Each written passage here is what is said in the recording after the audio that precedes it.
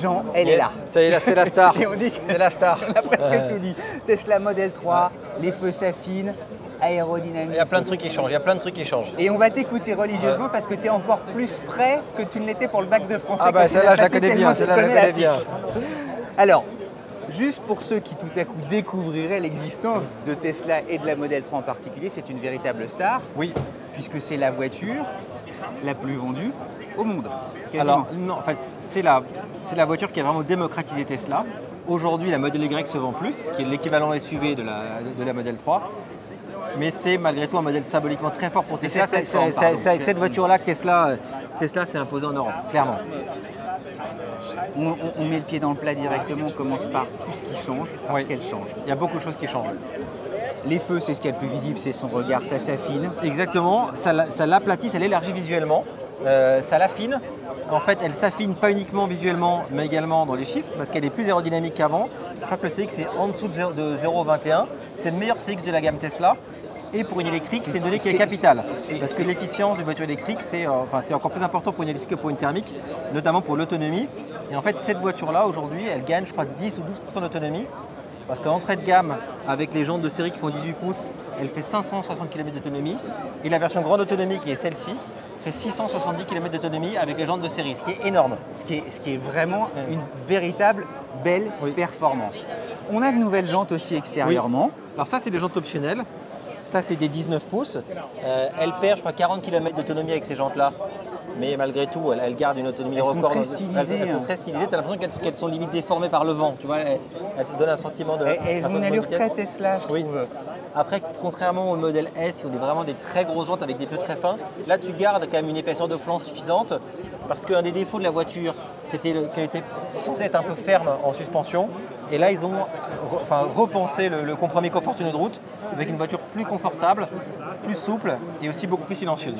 Les feux, même à l'arrière. Ouais, gros changement de feu.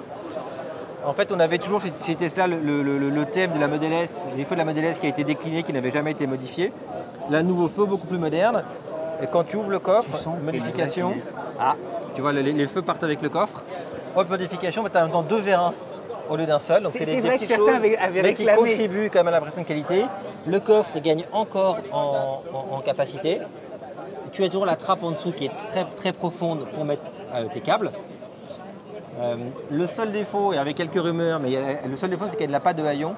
Apparemment c'était compliqué de mettre un haillon avec le toit en verre. Je crois que c'est impliqué de mettre des renforts. Et là c'est tellement beau. Hein. Et alors à l'intérieur, c'est révolution, c'est parti. Il y a toujours les petites poignées. Alors, exit le chrome. Exit le chrome. Mais le chrome était déjà parti sur la première modification. Alors tu vois que tu as des vitres feuilletées à côté.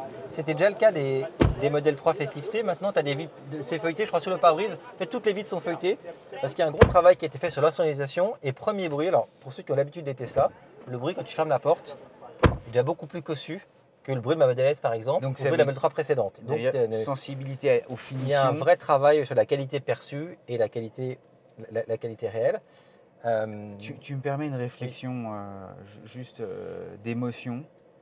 C'est épuré, c'est tellement bien présenté. La barre de LED, la lumineuse qui nous encadre comme un arc, c'est... moi je suis impressionné. Hein. L'écran aussi. Alors l'écran se emprunte en fait à la Model S que tu connais bien. Oui. Enfin, l'écran il est peu modifié, je crois qu'il est à peine plus grand. Il a des bords qui sont plus fins. Mais ce n'est pas la principale modification. Les grosses modifications de l'habitacle, c'est la présence maintenant d'un petit bandeau là, un peu en textile qui est bien. Il n'y a plus de bois sur les portières, mais à la place, il y a cette ligne de LED qui donne le sentiment un peu de cockpit, je trouve qui est plutôt réussi. Les contreportes, il y a une modification maintenant, c'est soit en cuir, enfin en simili-cuir quand tu prends l'intérieur blanc, sinon sur la version avec intérieur noir, c'est en alcantara sur la grande autonomie et en tissu, je pense qu'il reprend un peu l'aspect de ce tissu-là sur la version propulsion. Des sièges ventilés, pour le coup c'est quand même un équipement et on le sent, voilà. tu les as mis, non? Alors moi je les ai, voilà, on les met ici. Hop, je vais mettre à 3. Et alors évidemment l'écran c'est d'une simplicité biblique. C'est quand même très bien fait. Tu reconnais immédiatement tu es chez toi. On est bien. Le volant, tu vois, ils ont progressé sur le volant. La jante est plus épaisse il y a pas de yoke, ça c'est intéressant alors à oui, dire. alors, Voilà. Alors certains diront il y a que, plusieurs points voilà, de alors vue. soit tu peux dire, bah, en fait Tesla a enfin compris que le yoke c'était que pour le style, ça n'avait aucun intérêt. La preuve de ça, c'est que maintenant les modèles S et modèles X sont livrés en série sans yoke et le yoke est devenu une option. Après, l'autre hypothèse, c'est de dire en fait celle-ci n'a pas besoin de yoke puisqu'on n'a pas d'afficheur devant soi.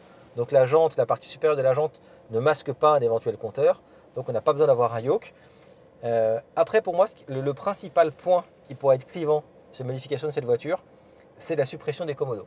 C'est-à-dire que tu n'as plus de commodos sur le volant. Tout se fait Les clignotants sont avec ici. les boutons. Donc clignotant, c'est toujours bien, ça déclenche les caméras. Ça, c'est toujours très bien. En revanche, nous, on a eu l'expérience dans les ronds-points notamment. Il y a quand même un coup de main à prendre qui est plus ou moins long selon les personnes. Donc, pour moi, c'est seulement ce point d'ergonomie qui pourra prêter le fond à la discussion. Mais sinon, objectivement, la voiture, elle représente ce qui se fait de mieux dans la catégorie. Jean, chez PCA, c'est, je vais peut-être exagérer, mais un coup de fil sur 2 pour une Model 3 cette année. En fait, Non, modèle Y et modèle 3, c'est je très sais. fort. En fait, ce qu'il faut voir, c'est que la voiture est très réussie. Donc, c'est sans doute, c'est ce qui fait référence aujourd'hui dans la catégorie. Et en termes de prix, c'est sous le marché. C'est comme si Apple vendait ses iPhones 30% moins cher que le reste de la concurrence. Aujourd'hui, cette voiture, en prix d'achat, elle est beaucoup moins chère que la concurrence. Parce qu'aujourd'hui, une modèle 3 d'entrée de gamme qui fait déjà des 0 à 100 en 6 secondes, qui est très performante, qui a 560 km d'autonomie, donc c'est ce qui se fait mieux dans la catégorie, elle coûte 41 000 euros, je crois, ou 42 000 euros. Et avec les bonus de 3 000 pour les pros et de 5 000 pour les particuliers, ça la met moins cher qu'une Golf 130 chevaux. Donc à l'achat, c'est imbattable. Et en plus, pour les sociétés, tu as tellement d'avantages fiscaux avec l'électrique, tu es exonéré de tellement de taxes, que finalement, aujourd'hui, pour une société, ça coûte moins cher de prendre une Tesla comme celle-ci que de prendre une 2008 ou un Captur Essence. Enfin, c'est hallucinant, en fait, la force, enfin, le rapport qualité-prix de cette voiture est incroyable. Et même pour les particuliers, hein, parce que tu as un bonus de 5 000 euros. Attention pour le bonus, il faut commander cette année. Mais si tu Oui, c'est intègres, important de le dire. en fait, oui, cette voiture, elle est produite en Chine. Elle n'est pas produite en Europe, contrairement au modèle Y. Donc, on ne connaît pas encore les règles exactes d'attribution des bonus pour 2024. Mais elle Mais tombera il est sur possible, le coup. voire probable, que celle-ci, comme elle vient de loin, elle n'est plus droit au bonus. Donc, on a tout intérêt à la commander avant la fin de l'année. Mais que ce soit à l'achat ou en location, c'est une voiture qui est imbattable en prix. Et un argument fort pour la location sur cette voiture-là, c'est que les prix de Tesla évoluent énormément. Quand cette voiture-là est sortie il y a quelques jours, Tesla a baissé le prix de ses modèles S et modèles X de 12 000 euros. Donc il y a beaucoup de variations de prix. Tu sais, tu dis ça très rapidement, mais 12 000 euros, Ouais. en fait, aujourd'hui, c'est tellement Donc, important. tu penses tout le monde dit que les prix, augmentent. En fait, Tesla baisse ses prix de 12 000 euros en une nuit. Donc tu te dis, les pauvres qui ont acheté des modèles S il y a peu de temps, ou même les concessionnaires qui avaient des modèles S à revendre d'occasion, bah, on leur dit d'un coup, en fait, la voiture neuve à laquelle je vais comparer cette occasion récente a baissé de 12 000 euros. Du coup, bah, si tu possèdes cette voiture-là, ton actif, il prend quand même un sacré coup. Donc le fait de la louer, bah, finalement, tu sécurises le risque de revente. Et si demain un concurrent arrive avec une batterie de 1000 km qui rend cette voiture obsolète, ou si demain Tesla dit, bah, face à la concurrence, je baisse mes prix encore de 10 000 euros, bah, c'est pas toi qui prends cette baisse, c'est le loueur qui prend ce risque-là. J'invite, puisqu'on discute de finances, à aller regarder la vidéo de rentrée qu'on a fait avec Vincent, justement sur la stratégie de Tesla. Oui. Et où Vincent explique que Tesla avait en fait des marges très importantes, au-delà de 20%, Oui. qui lui permettent en fait de descendre et d'opérer une guerre des prix, alors que le reste du marché était davantage autour de 5 et que eux essaient de remonter à 11%, 12% de marge. Et donc Tesla peut baisser et les autres ont du mal justement à baisser leur prix parce qu'ils veulent conforter leur marge. D'autant plus que en fait, Tesla, beaucoup d'améliorations sur cette voiture, elles ont aussi permis à Tesla de baisser son coût de production. Donc, je crois qu'il rationalise beaucoup de choses dans la production. Et le fait que cette voiture soit pensée directement comme une électrique et que ce ne soit pas une thermique finalement sur laquelle on va adapter un groupe propulseur électrique, fait qu'il y a plein d'optimisation dans les coûts de production. Et on a beaucoup dit sur les finitions Tesla. Franchement, c'est tout à fait au niveau. Le petit fil qui dépasse, la résistance, tu vois, je change un peu de sujet, mais la petite suédine, moi j'adore ici de pouvoir poser 2 téléphones portables. Là aussi, regarde, je ne sais pas si tu le vois, mais le volant est prolongé par un. C'est chouette, hein. En fait, c'est la référence de la catégorie. Enfin, c'est comme si demain, je te dis, Apple vendait ses ordinateurs 30% moins cher que le reste du marché. C'est exactement la même chose. Après, on peut aimer ou pas la marque, on peut aimer ou pas le produit, Elon Musk, tout ce que tu veux. Il y a plein de choses à dire.